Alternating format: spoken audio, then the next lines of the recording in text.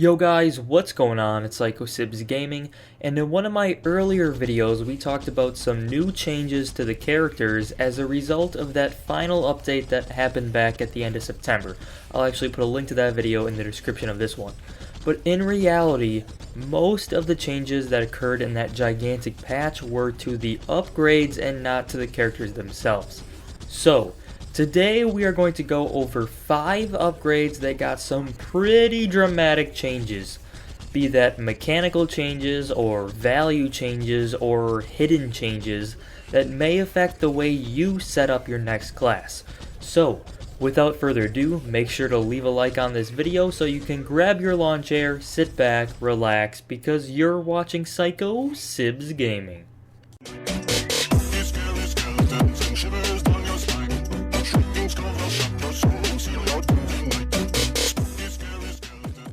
Alright guys, so the very first upgrade we're going to cover is something you guys have been asking me to do for a long... Wait, I don't have it unlocked. I was gonna talk about Slapback because it like launches Oak through the air now. Really far, but... apparently I don't have my Acorn Master ranked. Please be enough. Please be enough. I need to make a video, please. And yeah, I'm short. Alright, we're coming back to this one at the end. Move on to number 2. Alright, so the second upgrade we're going to talk about is Bottle Bouncer for the Wizard. So the description says it detonates an extra Z-Elixir on yourself when you're using the Z-Elixir. This is a change from what it used to be. Normally, you actually throw the bottle and it would bounce and detonate a Z-Elixir and then detonate another one after it was done bouncing. Hence the name Bottle Bouncer. Well, now it doesn't bounce at all. They just completely removed the bouncing aspect. And as you can see here, if I use the Z-Elixir, first it detonates on myself, and then I can throw it and then either hit enemies with it or teammates.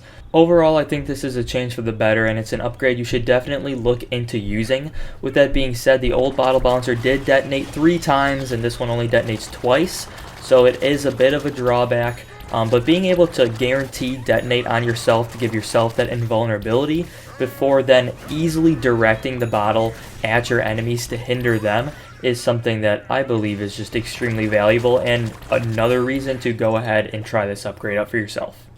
Alright, so the next upgrade we're taking a look at is for the support class. It's one that not a whole lot of people use because it doesn't do a whole lot, and that is Rollout. So Rollout says you move faster after you spawn in or you're revived.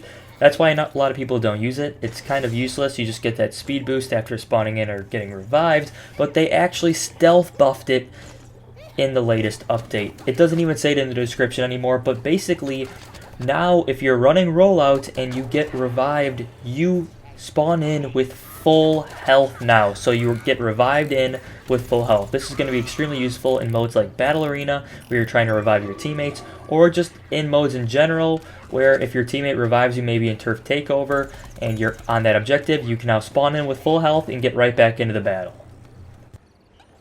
So this next upgrade you may have seen me abuse in my Sheriff Badge farming guide, and that is Reload Gatling for Peashooter. Now what this upgrade does is it gives you some ammo back for landing critical shots while you're in that Gatling gun special ability here. However, this buff to the upgrade allows it so basically as long as you're landing critical hits, you will not lose ammo ever, and you can just continuously stay in your Gatling gun. I mean, this is actually kind of ridiculous, the fact that you just can't lose ammo, assuming you're landing critical hits. Still working out more ways to abuse this. If you think of any, please let me know, but this is essentially an unlimited ammo Gatling gun now. So the next upgrade we're going to talk about is something that applies to all of the attack characters in the game, whether that be plants or zombies, and that is the Vampiric upgrade, which allows you to gain health by vanquishing an enemy. This is something a lot of people run, and 2 notable things have changed here. First of all, it no longer applies to your standard AI enemies. You have to kill a hero enemy like a Peashooter, as you see right here. Killing this Peashooter will trigger Vampiric, but killing one of these TV heads will not. You have to kill heroes now. So in regular multiplayer that doesn't matter much, but as far as PvE environments go, it's kind of I guess, something to talk about now. The main topic of discussion here is the fact that Vampiric no longer just grants you a chunk of health when it activates, it actually triggers a slow healing over time mechanic.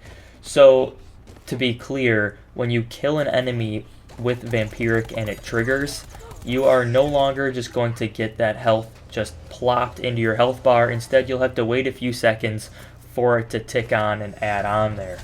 Now, is this necessarily a good or bad thing? In my opinion, it's technically slightly worse because you don't just get all that health right away.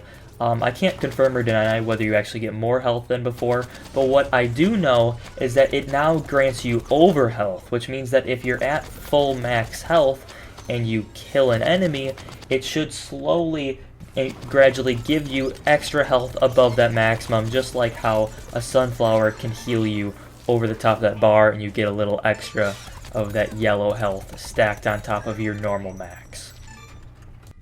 And finally, we are returning back to Acorn and Oak to take a look at the Slapback upgrade. So to be clear, what Slapback does is it knocks your enemies further away from you with the Sap Trap and the Super Sap Trap, and more importantly, it allows Oak to be launched by his own Sap Trap. Now, to clarify, Acorn could always launch itself with the Sap Trap, and with the latest update, it allowed you to launch yourself about twice as far as usual. But now, with Super Sap Trap equipped, and with the Slapback upgrade on, Oak can now launch himself over 2 times as far as normal with the Super Sap Trap. I mean, did you see that? Oak is just flying through the air now.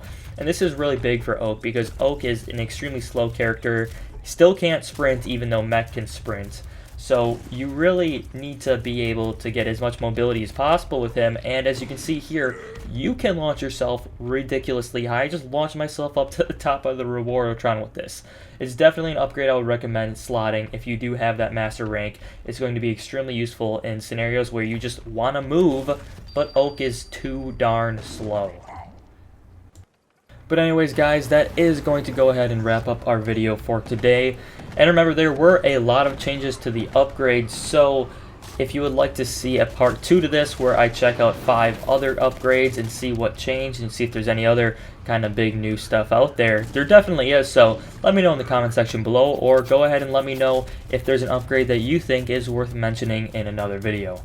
With that being said, stay tuned for more content. I'll see you next time. Game on, gamers.